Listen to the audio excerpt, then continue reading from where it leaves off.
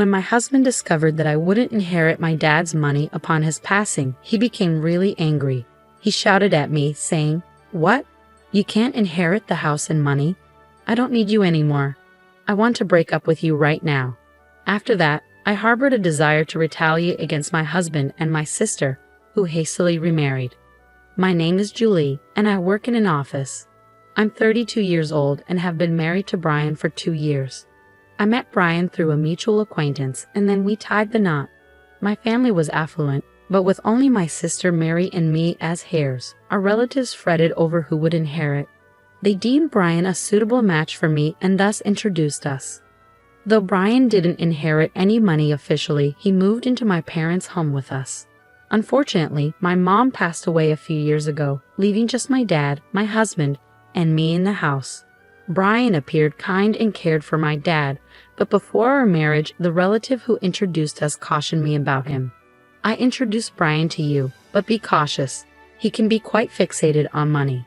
Despite nearing our wedding and exchanging engagement rings, I didn't notice any glaring signs of Brian's fixation, so we proceeded with the marriage. Even after tying the knot, I remained vigilant due to the warning. However, Brian didn't seem excessively focused on wealth. Occasionally, he'd inquire about our family's finances during drinks with my dad. Since my dad was forthcoming, I didn't think much of it. Another point of interest for Brian was my sister. She's 5 years my junior and possesses a vastly different personality, outgoing and fond of mingling with different men.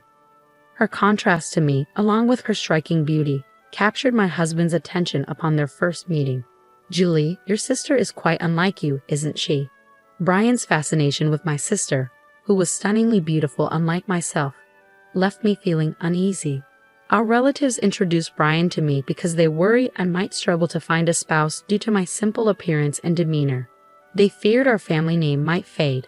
Initially, I didn't dwell on it much, given my beautiful sister.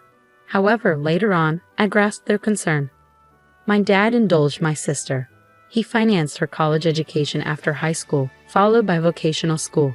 However, she lacked concrete plans for either institution. She simply didn't want to work. Despite my mom's urging to find employment after college, my dad insisted on vocational school. After completing her vocational training, she secured a job at a friend of my dad's company. Yet she quit after just 6 months, citing an inability to utilize her skills fully. My sister, with less than 6 months of work experience, displayed unwarranted confidence in her job knowledge, surprising my mom and me. Nonetheless, my dad believed her and promptly found her another position. Shortly after commencing her new job, my mom fell ill and required hospitalization.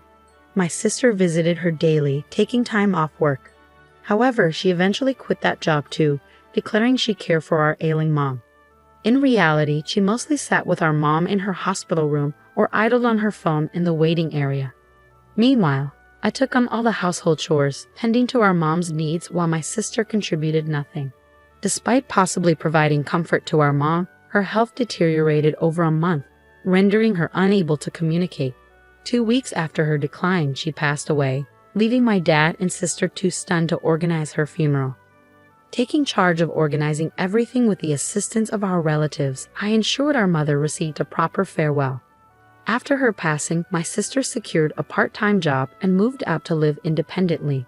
However, her earnings didn't suffice, prompting Dad to cover her rent and bills. It appeared she directed her income toward leisure activities. When her part-time job proved insufficient, she turned to Dad for more money. While Mom used to impose financial discipline, Dad became more lenient after her demise. Initially, I didn't object as long as Dad and my sister were content. Even after I married and relocated, Dad continued providing for her financially. Unbeknownst to me, my sister also sought money from my husband, who complied without informing me, fearing my reaction. My sister showed little interest in working, preferring to rely on Dad's and my husband's generosity. However, her carefree lifestyle was short-lived as Dad fell ill and was hospitalized. While I tended to him between work breaks, my sister didn't bother visiting the hospital. Instead, she phoned me, demanding money. "I've been receiving money from Dad every month, so you should continue giving it to me. After all, he's covering the rent and bills," she asserted angrily.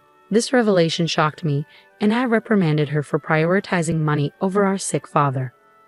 Despite my frustration, I inquired about the amount Dad had been providing her monthly. "How much does Dad give you each month?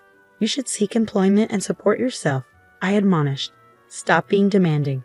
I receive $1,000 monthly, excluding rent and bills," she grumbled. Her nonchalant bragging disgusted me, and I feared she'd never feel compelled to work earnestly if Dad continued indulging her. Initially, I didn't perceive it as a significant issue, assuming Dad would recuperate. However, his sudden deterioration left me stunned, struggling to keep our relatives informed. The gravity of his condition shook me deeply. Amidst this turmoil, I yearned for my husband's support, but he scarcely visited the hospital, citing work commitments. When he did come, he posed inappropriate questions like, "Your dad must have substantial savings, right? And since you and your sister are the only heirs, will the inheritance be evenly split?" His fixation on money left me speechless, and I finally comprehended our relative's warnings about his obsession. When my sister received a call, I informed her of Dad's critical state, but her concern was solely for her financial stability. "Ensure you continue my monthly allowance. I can't manage without it," she abruptly concluded. Anger surged within me at her response, compounded by the faint sound of a male voice in the background, triggering a sense of foreboding. About a month later, Dad passed away, with neither my sister nor my husband present in his final moments. Having experienced my mother's funeral previously, I understood the emotional toll of organizing such arrangements. Despite this, my sister and husband offered no assistance, with my sister not even attending the funeral. Though my husband attended briefly, he departed early, citing work commitments. The relative who introduced us noticed his absence and inquired about it. "Where's your husband?" "It's not ideal for the main mourner to be absent," the relative remarked. Forced to maintain composure, I offered a forced smile and replied, "He's occupied with work, so he had to leave." The relative sighed in response, mirroring my own sentiments. Following the funeral's conclusion, as I attempted to unwind, my husband smirked and queried, "So how much did you inherit? Even if you split it, you'll still receive a substantial sum, right?" Remembering the forewarnings from our relatives, it dawned on me that my husband was solely fixated on my father's wealth. Disappointed by his true intentions, I avoided giving him a direct response. "I'm not sure yet. My sister seems to be inheriting everything, and I might not receive anything. We haven't consulted the lawyer yet, and I'm still processing everything since the funeral just concluded," I stated, attempting to downplay the situation. My husband's expression lit up with eagerness as he discussed the inheritance, which infuriated me. Suppressing the urge to laugh out of frustration, I responded, "I don't know. It seems I might not receive anything, and frankly, your excitement over it is quite exasperating." Taking my words seriously, he exploded, "What? You're not inheriting anything. I don't want you anymore. Let's get divorced right away." Feeling equally fed up, I retorted, "Fine, let's do it. You only married me for my dad's money anyway. I'm filing for divorce." With that, I pushed the divorce papers toward him. Though he seemed taken aback, he proceeded to sign them without hesitation. After signing, he left, uttering, "I'll divorce you, who gets nothing, and marry your sister for her $1 billion inheritance." I paid his words no mind and headed straight to City Hall to file the divorce papers, finally liberated from my dreadful husband. The next day, he promptly married my sister. A few days later, my ex-husband called me, still under the illusion of the inheritance. He yelled, "When are we getting Mary her $1 billion? Hurry up."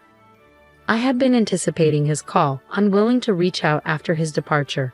Maintaining a composed demeanor, I replied, "Let's meet at my place this Sunday to discuss it. I've made preparations and have been waiting for you." Excited at the prospect of gaining wealth, Brian hung up. However, I couldn't wait to witness his reaction upon learning the truth. On Sunday, both Brian and my sister Mary arrived at our parents' house. Surprised to find a lawyer present, Brian attempted to maintain his composure, remarking, "I suppose legal counsel is necessary when dealing with substantial inheritances." As the lawyer began, Brian appeared puzzled. "While there is an inheritance matter, Julie has also filed a compensation claim against you," the lawyer declared, presenting Brian with dated photographs showcasing his visits to Mary's house.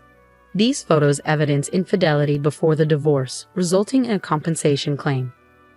Upon overhearing Brian discussing inheritance matters with Mary, I promptly requested the lawyer to investigate Brian's infidelity.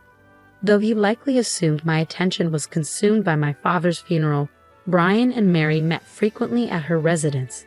Armed with evidence, including photographs, I swiftly pivoted the conversation from inheritance to compensation, leaving both Mary and Brian dumbfounded. Brian quickly composed himself, stating, "Compared to the inheritance, compensation is negligible. I'll pay it immediately." As the lawyer handed him the compensation claim documents, Brian signed them without hesitation. Confirming his signature, I asserted, "I'll ensure you fulfill the compensation payment since you've signed it. However, enjoy your time with Mary, who won't receive a share of the inheritance." Upon learning she wouldn't inherit anything, Mary erupted, "What do you mean I'm not inheriting? I was supposed to receive $100 million. Brian's face flushed with anger. "It can't be true that there's no inheritance. I won't allow you to take it all." Calmly, the lawyer elucidated the situation to the enraged pair. "Mary, as the daughter of your late mother from a previous marriage, you were never legally adopted by your late father. Thus, there's no legal parent-child relationship, and you cannot inherit his estate." Turning to Mary, who appeared bewildered, I clarified, "You were just a year old when our parents were married, so you probably don't remember. But I do. I was 6 years old at the time and was thrilled to gain a sister. Little did I know she'd end up stealing my husband. Our parents, facing challenges with us kids, sought mediation to remarry. Mom treated me as her own, and Dad cared for Mary. Perhaps he spoiled her because she wasn't his biological child, and he wanted to be extra cautious. Our parents each brought a child from their previous marriages into the remarriage. Mom, whom some relatives suspected married Dad for his wealth, refused to legally adopt Mary.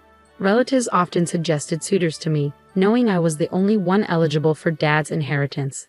Had they borne a child together, it might have complicated matters, but they didn't. Perhaps they chose not to have children to avoid future inheritance disputes. It's now evident that Dad continued supporting my sister financially even into adulthood because he couldn't legally pass on his inheritance to her. Though not legally recognized as my mom's daughter due to the lack of adoption, it never affected our familial bond. Apparently, our parents never disclosed their remarriages to my sister, and she learned the truth only recently. My ex-husband's complexion shifted from red to pale as the reality sunk in.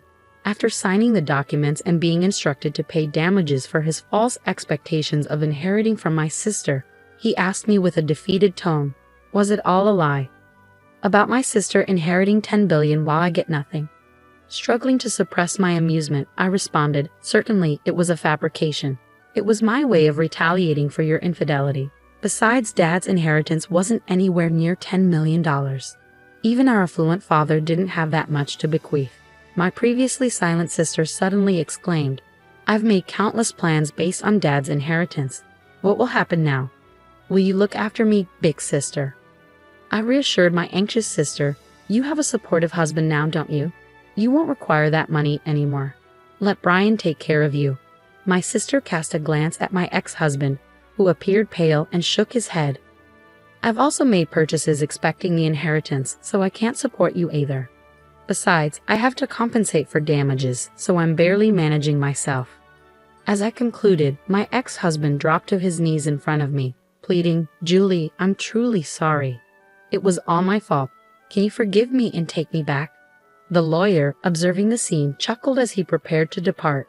His earlier arrogance had vanished, and his kneeling form seemed rather ludicrous. Following our conversation, my ex-husband and sister departed with dejected expressions, proceeding to divorce soon after.